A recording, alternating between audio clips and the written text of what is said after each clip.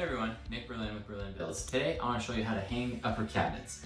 Now, if you're a beginner to DIY stuff, this is not the easiest project. I'm not going to lie to you and say, hey, this is the easiest thing ever. But it's not impossible, and it's definitely not the hardest project out there. Let me show you a few tips and tricks that's going to make your project go a lot easier. This is looking at the back of one of the cabinets. You can see that we've got this board that's running across the top, and we also have a matching board that runs across the bottom. This is what you want to put all of your screws into. The actual backing piece right here is about 1/8 of an inch thick, and it's just not strong enough to run your screws through this and expect your cabinet to stay attached to the wall.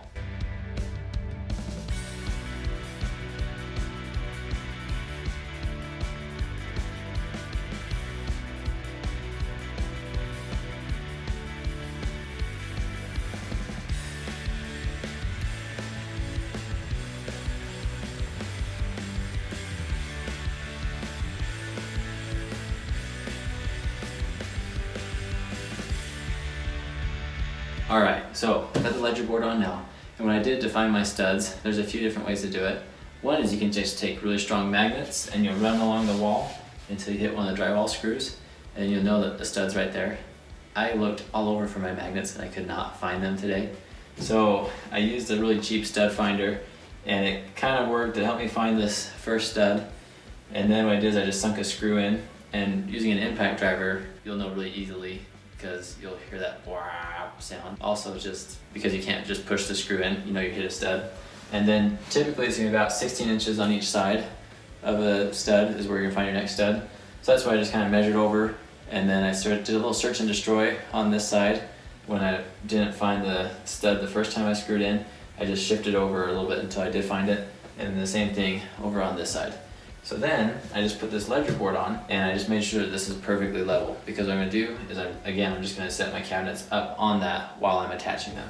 And I want to make sure that this is really secure. So it's got 6 different screws in. I'm using they're either 3-inch or 3.5-inch screws. One thing, when you're doing this, I really recommend using these Torx head screws. It kind of looks like a star. You're going to get a lot better grip using these screws than like a Phillips head. Phillips head, a lot of times when I'm using those, the impact driver will actually slip off of those. And if you see, like, I actually have a scar right here on my hand. That's one time when I was using my impact and I was using a Phillips head, and I was using the gun and it slid right off, boom, right into my hand. I highly recommend Torx head screws as opposed to the Phillips head screws. So one thing you might be wondering is, if this is the bottom of my cabinets and I just put screws into my wall, are there gonna be holes in my wall? Yes, there are gonna be holes. To me, it's worth it to do this because, one, we're actually gonna cover this up with the wallpaper, so I'm just gonna putty them and we'll put the wallpaper over it. But also, it is so much easier to hang a cabinet this way. It's worth having to just do a little bit of a putty and patch and a little bit of paint touch up, as opposed to trying to juggle the cabinet and put your screws in all at the same time. Before I put this up on the wall on that little ledger, I'm going to pre-drill with a countersink drill bit where I want my screws to go.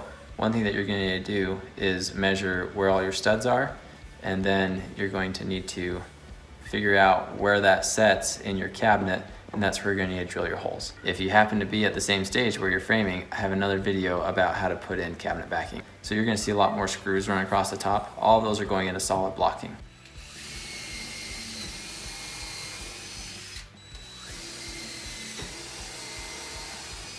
Alright, figuring out where to pre-drill for your screws can be pretty simple. So before I hung this cabinet, I drew a line right here as a reference of where I wanted the left edge of this cabinet to be. Now I know my studs right here where these screws are in the ledger, so going off of that reference or going off of that cabinet, I know I can go 4 inches over, and that's where I'm going to need to pre-drill.